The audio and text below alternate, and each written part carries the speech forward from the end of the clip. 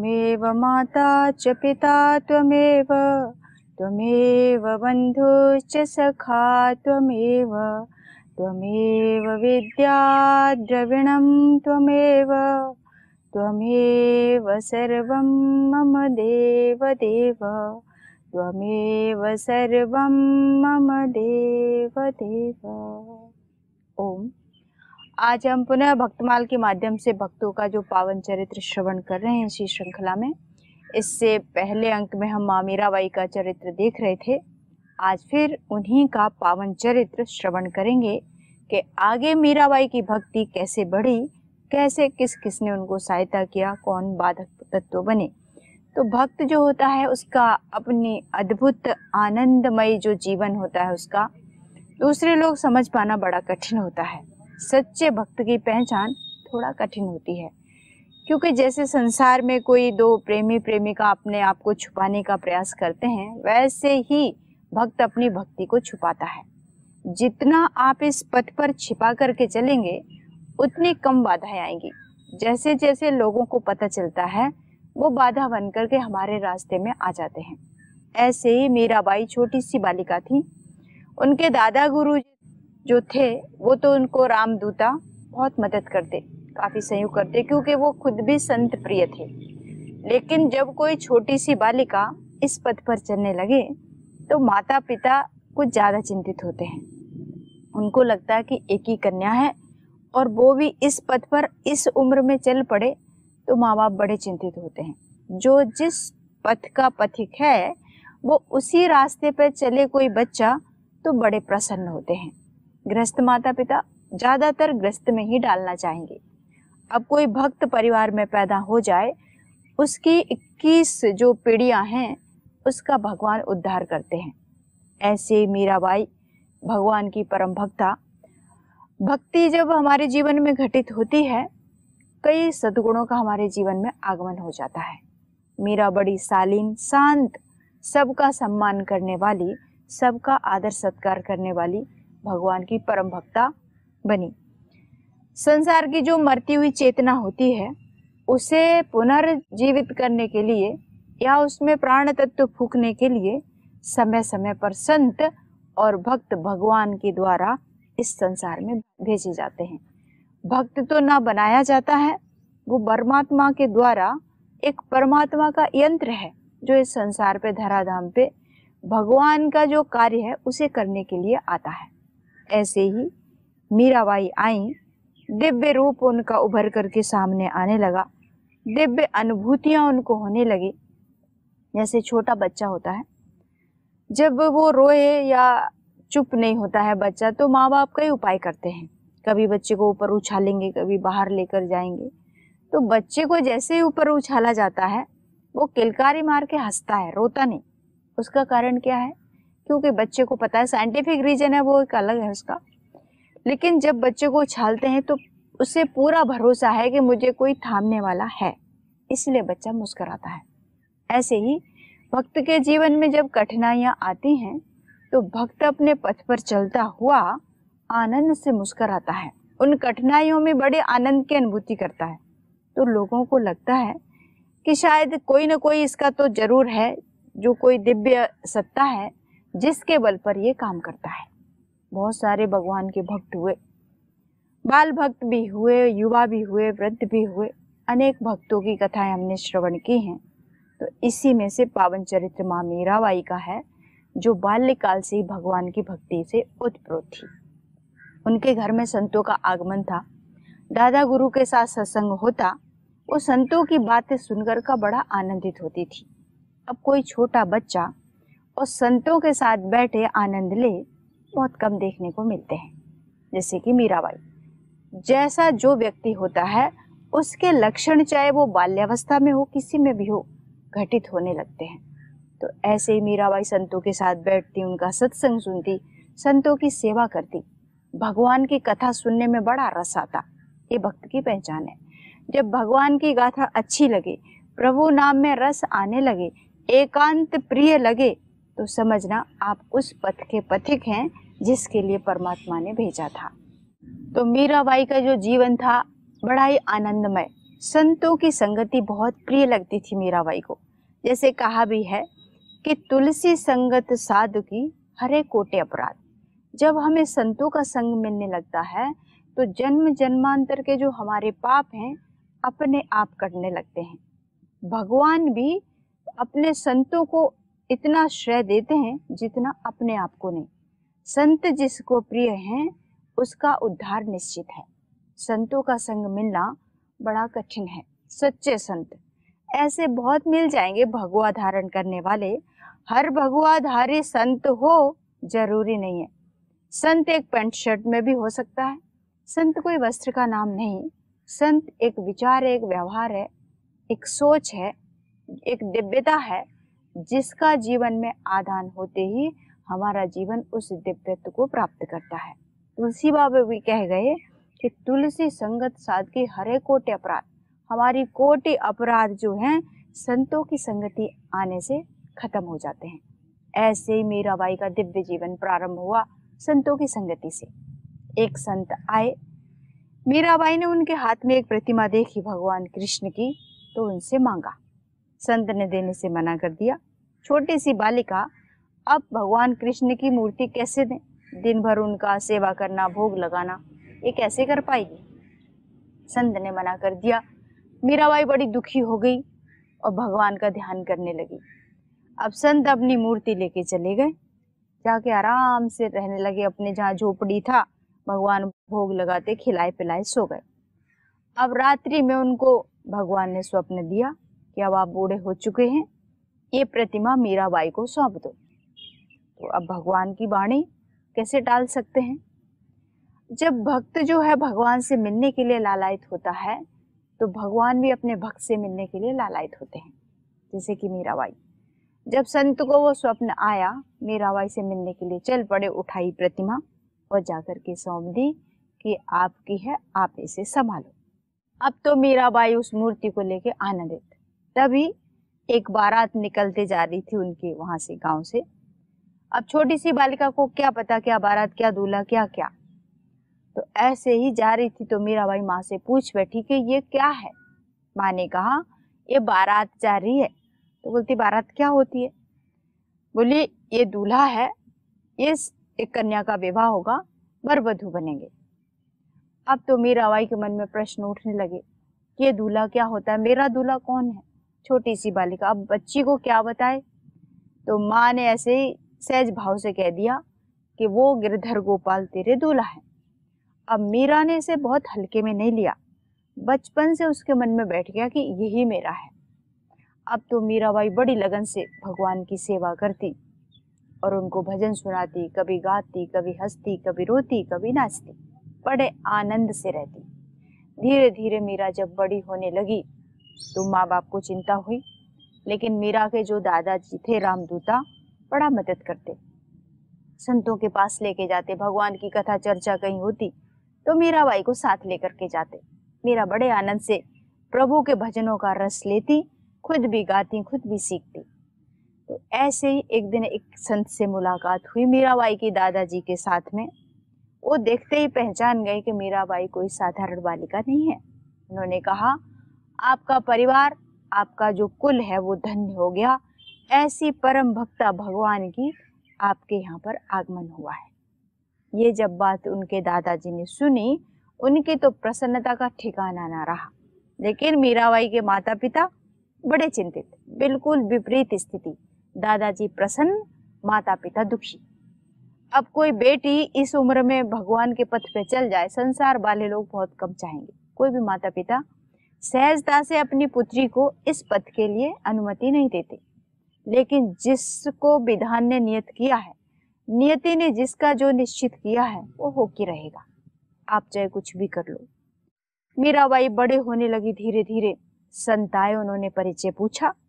अब कोई साधारण बालक होता तो सीधे सीधे पिता का नाम बता देता कि ये मेरा परिचय है, मैं इनकी पुत्री हूँ। मीराबाई ने कहा रामदूता जो मेरे दादा गुरु हैं, इनके मझले पुत्र जो हैं, उनकी पुत्री होने का मुझे सौभाग्य प्राप्त हुआ है। अब छोटी सी बालिका अपना परिचय इस तरह से दे तो वो कोई साधारण नहीं हो सकती।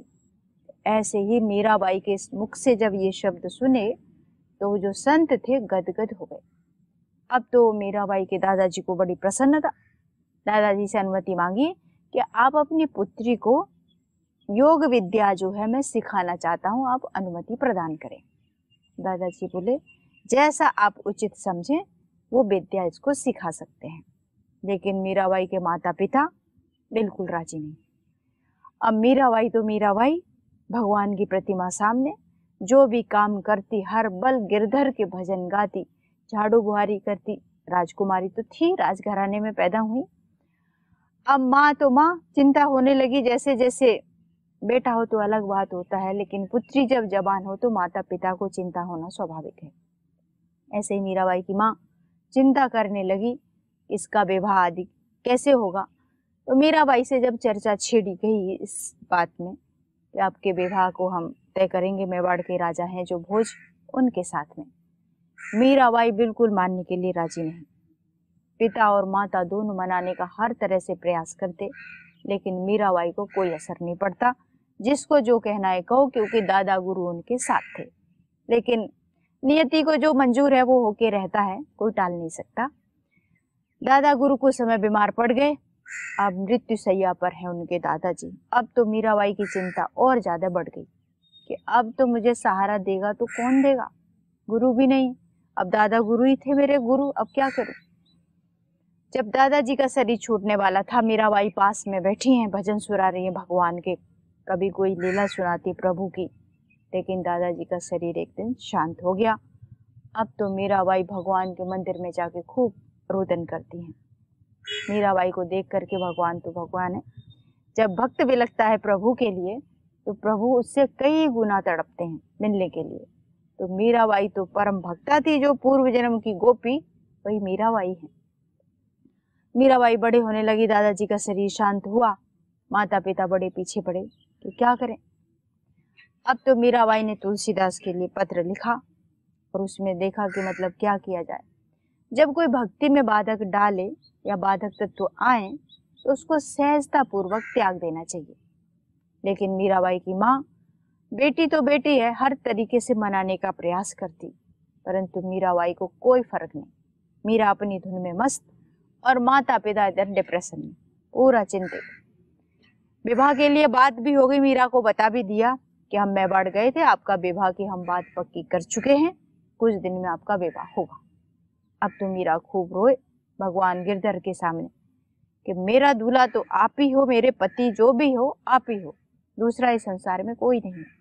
भगवान से खूब प्रार्थना करती, लेकिन भगवान तो भगवान है। अपने भक्त को जितना संकट प्रभु देते हैं, सामान्य लोगों के जीवन में शायद उतना ना होगा, क्योंकि अनुकूल परिस्थिति में भजन छूट भी सकता है, प्रमाद आलस भी आ सकता है। तो ऐसे ही मीराबाई को जब भी शादी ब्याह का कुछ बोला जाए परेशान हो जाती। मीराबाई का विवाह संपन्न होने की बात आई, लेकिन भगवान से जब प्रार्थना की तो प्रभु की एक परिचरी थी, राधा रानी की, जो सेवा में उपस्थित होती थी, ललिता विशाखा, जो सखियां थी भगवान के दरबार में रहती थी, उनमें से एक गोपी को इनकी परिचरी बना करके भेज दिया और शादी का जोड़ा, पूरा वस्त्र आभूषण भगवान ने भेजे मीराबाई के मायके में। अब मीरा तो खुशी का ठिकाना ना रहा, उसको पता चल गया भगवान मेरा सुन लिए हैं। लेकिन माता पिता से मीराबाई ने कहा विवाह होगा तो मेरे गिरधर गोपाल से ही होगा, उन्होंने मेरे लिए आभूषण वस्त्र सब भेजे हैं, उसी को धारण करूंगी। अब तो माता पिता देख करके बड़े अचंभित, बोले ठीक है, आपको जो वस्त्र धारण करना है करो, पर विवाह के लिए हाँ बोलो। मीराबाई को तो पता था क्या होना है, हाँ बोल दिया। माता पिता भी राजी, बारात आई। लेकिन राणा के साथ फिर हों उससे पहले मीराबाई के हाथों में मेहंदी भगवान कृष्ण की ओर से लग चुकी थी, शादी का जोड़ा पहना, भगवान के साथ उनका विवाह हो चुका था। लेकिन जो स्थूल रूप से संसार में देखा जाए, सबकी दृष्टि में जो राजा भोज थे उनके साथ मीराबाई का विवाह संपन्न होना है। बारात आ गई, मीरा को सजा दिया गया, वो दुल्हन का जोड़ा पहनी और गिरधर गोपाल को अपनी गोद में उठाए मंडप की ओर चली जा रही है। ले जाकर के वहां बिठा दिया गया। मीरा बिल्कुल शांत, एकांत में बैठी भगवान का स्मरण कर रही है अंदर ही अंदर। लेकिन जब राणा की तरफ देखा उसने आंख उठा करके, तो उसमें भगवान कृष्ण ही नजर आए। अब तो मीरा मंडप पे मुस्कुराने लगी। माँ बाप को लगा शायद पुत्री मान गई है, लेकिन भक्त को ही भगवान नजर आ सकते हैं, संसारियों को नहीं। तो मीराबाई को कन्हैया नजर आते। मांग में सिंदूर भराया गया, फेरे हुए। तो फेरे मेवाड़ के राजा भोज के साथ नहीं, भगवान कृष्ण के साथ उनके फेरे हुए थे। मीराबाई का विवाह संपन्न हुआ, घर से विदा कर दिया गया। एक बात माँ ने कहकर भेजा, बेटी जिस तरह से मैं अपना परिवार छोड़ के इस घर में आई, तो इस घर की इज्जत मेरी इज्जत थी। तो ऐसे मीराबाई को समझा के ससुराल विदा किया। मीरा अपने गिरधर गोपाल को उठाई और ससुराल के लिए चल पड़ी। ससुराल में पहुंची तो वहाँ परिचरी पहले ही भगवान ने भेज रखी थी, गोपी, हर परिस्थिति में मीरा को सहायक बनाने के लिए। घर में जब पहली बार दुल्हन जाती है, भोज आदि जो भी होता है वहाँ का नियम, वो सारी प्रक्रियाएं मीरा से करवाई गई। लेकिन मीरा जब वहाँ पहुंची तो पहला भोग अपने हाथ से ही भगवान को बनाती थी, हाथ से जिमाती सब खुद करती थी। वहाँ पहुंची तो राजकुमारी तो थी, अब सभी परिचर्या हैं, भोजनालय में सब पकाने वाले हैं, मीरा को जरूरत नहीं। लेकिन मीराबाई ने मना कर दिया, बोली आप मुझे भोजनालय के रास्ता बताइए, बाकी मैं अपने स्वामी के लिए स्वयं भोजन पकाऊंगी। तो उदो जो थी, उनकी ननद जो थी मीराबाई की, वो खड़ी हो गई जाकर के। उसने घुसने नहीं दिया उनको रसोई में, बोले नहीं भोजन तो हम पका के देंगे, आपको जो चाहिए वो मांग लो। तो नहीं घुसने दिया। फ्रेश कुछ पकाया रखे थे लड्डू, वो उन्होंने उनको दे दिए। अब ले जाके भगवान को भोग लगाती है। उनकी ननद को लगा कि उनका भाई जो राजा भोज है उनके लिए भोग लेके जा रही है। लेकिन मीराबाई बोली मेरे स्वामी गिरधर गोपाल हैं, मैं उन्हीं के लिए भोग लेके जा रही हूँ, बाकी मैं किसी को नहीं पहचानती। अब तो ससुराल में सब परेशान कि बहू ले आए तो क्या ले आए, क्या बिना मर्जी की शादी की गई थी। दुनिया भर के प्रश्न करते हैं लोग। मीराबाई को कुछ फर्क नहीं पड़ता, वो अपनी सेवा में लीन, भगवान को डेली पुष्प चढ़ाती, भोग लगाती, भजन गाती। कहाँ राजा भोज है उसे कोई फर्क नहीं। लेकिन उनके पति बहुत अच्छे निकले भगवान की कृपा से। मीराबाई की इस तरह से भक्ति जो देखी, भगवान के चरणों में जो प्रीति थी, उसे देख करके अति प्रसन्न हुए वो। उन्होंने कहा कि आपकी जो श्रद्धा है, जिस तरफ आपकी रुचि है, जो संसाधन आपको चाहिए, हम सारी व्यवस्था करेंगे, आपके अनुकूल ही सब होगा। ऐसा जब मीरा ने सुना तो भगवान को धन्यवाद कर उसकी प्रसन्नता का ठिकाना न रहा। तो मीराबाई राजा भोज के यहाँ पहुंच जाती हैं, लेकिन वहां पर सब अनुकूल हुआ जब तक उनके पति रहे। मीरा को हर तरह से सपोर्ट किया और मीराबाई की भक्ति साधना को देख करके वो मन ही मन उन्हें प्रणाम करते श्रद्धा से। उनके मन में कभी ऐसा भाव आया ही नहीं राजा भोज के कि मेरी पत्नी है। वो भगवान कृष्ण की भक्ता समझ करके श्रद्धा से मन में प्रणाम करते। जो अनुकूलता चाहिए सब उपलब्ध उनको करवाई। संतों का आगमन, सत्संग, सबकी अनुमति दे दी। मीराबाई के यहाँ संत भी आने लगे, भजन मंडली खूब होती। लेकिन अन्य जो परिवार के सदस्य थे, उनके देवर थे, ननद थी, जो भी, सब विरोध करते मीराबाई का। लेकिन उनके पति जो राजा भोज पूरा मदद करते। उन्होंने मीराबाई को विश्वास दिलाया कि वो कभी मीराबाई को हाथ भी नहीं लगाएंगे। इस तरह से मीराबाई के एक दिन कुछ हुआ कि गिरने वाली थी, उन्होंने मीराबाई को पकड़ लिया और बचाया। तो उनको लगा कि मेरा तो संकल्प टूट गया, क्योंकि राजपुताना के जो लोग हैं वो अपने संकल्प के बड़े पक्के होते हैं। अब तो राजा भोज को बड़ा पीड़ा हुई, खूब अपने आप को कोसता, कष्ट दिया। उसी दिन से वो बीमार पड़ गए, बीमार रहने लगे। काफी इलाज हुआ, कुछ फर्क नहीं। अंत में उनका शरीर छूट गया। अब तो मीरा बिल्कुल अकेली हो गई, क्योंकि परिवार में और कोई सहयोग करने वाला था ही। उनकी ननद भी बाधा डाले और जो राणा था उनका देवर, वो था बाधा डालते ही थे। खूब समझाया मीरा को उन्होंने कि संतों का आगमन नहीं होगा, ना कोई सत्संग, ना भजन, कुछ नहीं होगा इस घर में। मीराबाई बड़ी चिंतित कि अब भजन, सत्संग, साधु की सेवा के बिना मेरा जीवन क्या, बिना गुरु के जीवन क्या। रविदास जी मीराबाई के गुरु थे। उन्होंने पत्र लिखा कि जब साधना में बाधा आए तब क्या करना चाहिए। उनका एक ही उत्तर था कि जब कोई साधना में बाधा डाले तो उसे त्याग देना चाहिए, चाहे वो कितना ही प्रिय क्यों ना हो। ये शब्द जब मीराबाई ने सुने, उसी समय उसने मेवाड़ छोड़ने का निश्चय कर लिया। लेकिन उससे पहले बहुत समझाया, आसानी से तो मीराबाई को निकलने देना था नहीं, क्योंकि बधू थी उस घर की। मीरा को मारने का अनेक प्रयास करने लगा राणा। विष का प्याला भेजा चरणामृत कह करके। मीराबाई तो भगवान की भक्ति में लीन, प्रभु का प्रसाद समझकर बड़ी श्रद्धा से मीराबाई ने उसको पी लिया। अब जब सब घर को पता चला अन्निको कि राणा ने विष का प्याला भेजा है, सब बड़े चिंतित दुखी हो गए, दौड़े दौड़े गए। तब तक मीरा पी चुकी थी, और जैसे ही विष पिया पूरा शरीर नीला पड़ गया, क्योंकि वो तो भगवान का चरणामृत समझकर पी गई। लेकिन सब परिवार के अन्य लोग चिंतित कि ये क्या किया। लेकिन भगवान जिसका सहायक है, प्रभु जिसका रक्षक है, उसे दुनिया की कोई ताकत नहीं मार सकती। लेकिन भगवान की कृपा से धीरे धीरे वो स्वस्थ हो गई और पुनः भगवान की भक्ति में ली। अब तो सब घर को विश्वास हो गया कि मीरा कोई साधारण नहीं है, वो भगवान की परम भक्ता। लेकिन जो मेवाड़ के राजा राणा बने उसके बाद उनके देवर जो थे, उसे कोई मतलब नहीं मीरा क्या भक्ता है क्या, बस उसे केवल उस परिवार की वो पुत्र वधू ही नजर आती थी। तो उसको विष से भगवान ने रक्षा की। फिर बड़े बड़े काले नागों को भेजा उसने मीरा को मारने के लिए। मीरा ने उठा के उनको गले में धारण कर लिया, लेकिन शांत खड़ी है, मुस्कुरा रही है, क्योंकि उसको पता है भगवान जिसका रक्षक है कोई कुछ नहीं बिगाड़ सकता। सब लोग परिवार के भयभीत होकर साथ खड़े हुए हैं, लेकिन कोई ऐसा नहीं जो मीरा की रक्षा कर सके। लेकिन देखते ही देखते वो काले सर्प जो भयानक विष से भरे हुए थे, एकदम सुंदर पुष्प की माला बन गए। भगवान कदम कदम पे अपने भक्त की रक्षा करते हैं। मीराबाई को भी बचाया प्रभु ने। फिर तो मीराबाई ने घर छोड़ने का फैसला कर लिया कि अब यहाँ मेरा रहना उचित नहीं है, जहाँ मेरी साधना बाधित हो उस घर को छोड़ना ही उचित है। मीराबाई ने घर छोड़ने का फैसला किया।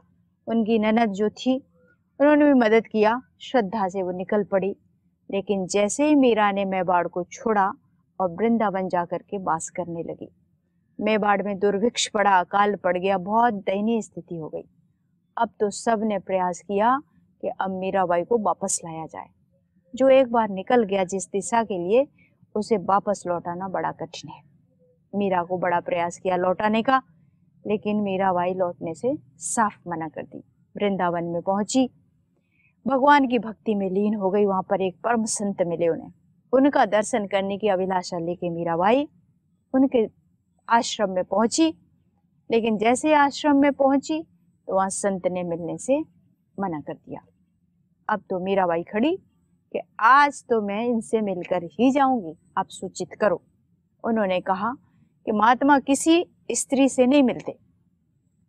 मीराबाई का उत्तर था कि मैंने तो सुना था कि यहाँ पर केवल एक ही पुरुष है, बाकी सब स्त्रियां हैं। जब ये सुना तो जो संत अंदर बैठे हुए थे उन्हें पूरा अंदर से झकझोर दिया। समाधि से आंख खुली और दौड़ते हुए बाहर निकल के आ गई। मीराबाई जा रही थी वापस लौटते हुए, आवाज लगा के मीराबाई को रोका और बोला, बेटी मैं श्रद्धा से आपको प्रणाम करता हूँ। उनका अहंकार चूर हुआ। मीराबाई मस्ती से रहने लगी, भगवान भजन संकीर्तन करती, बहुत सारे भक्तों का संग उन्हें प्राप्त होता, प्रभु को लीलाओं का आनंद खुद उठाती, दूसरों को भी कराती। जो भक्त होता है वो स्वयं तो आह्लादित होता ही है, उसके सानिध्य में आने वाले जो लोग हैं बड़े आनंदित होते हैं। ऐसे ही मीराबाई भगवान को स्मरण करती, खूब रोती, प्रभु के लिए विलकती कि हे भगवान, अब मेरी कौन सा परीक्षा बाकी है जो अभी तक आप मुझे दर्शन नहीं देते। जबकि मीराबाई जो भी भोग लगाती भगवान बड़ी श्रद्धा से ग्रहण करते थे। ऐसे ही सखी आई, बोली शादी का जोड़ा भी तू ही लेके आई थी, आज कौन सा संदेशा लेकर के आई हो बताओ। मीराबाई बड़ी प्रसन्न बोली, आज भगवान ने आपको बुलाया है इसलिए मैं आपको बुलाने आई हूँ। भगवान से वहाँ मुलाकात होती है मीराबाई की, और प्रभु के आदेश अनुसार वृंदावन छोड़ करके मीराबाई द्वारिका के लिए चल पड़ी। द्वारिका भजन संकीर्तन करते हुए मीराबाई पहुंची तो वहां पर बहुत सारी जो भक्त मंडली थी सब उनके साथ। अब तो मेवाड़ वाले सारे पहुंच गए कि द्वारिका में है मीराबाई। जब मीराबाई को देखा, वापस लाने की बड़ा प्रयास किया। मीरा बोली, मैं मंदिर में जाती हूँ और अपने गिरधर से पूछ करके आती हूँ, फिर मैं आपके साथ वापस चलती हूँ। बोली, ठीक है, आप जाइए मंदिर में। मीराबाई जैसे ही मंदिर में घुसी, वहां पर कपाट बंद हो गए मंदिर के अपने आप ही। संकीर्तन किया, नृत्य कर रही थी भगवान के आगे खड़े होकर के। इतने में ही मीराबाई देखते देखते मूर्ति में समा गई और उनकी साड़ी का एक पल्लू छोटा सा रह गया। सब लोग प्रतीक्षा कर रहे हैं कि मीराबाई बाहर आए, बाहर आए। जा करके देखा तो मीराबाई वहां से जा चुकी थी। सशरीर मीरा को भगवान ने अपने अंदर में लीन कर लिया। ऐसा पवित्र पावन मीराबाई का चरित्र सुन करके हम सब के अंतःकरण में वो भक्ति, वो श्रद्धा भगवान के चरणों में जागृत होती है जो मीराबाई की थी। इसीलिए आज की कथा को यहीं विराम देते हैं। अगले अंक पे फिर भक्तों का चरित्र का श्रवण करेंगे। सभी को ओम। ओम शांति शांति शांति। ओम श्री परमात्मने नमः।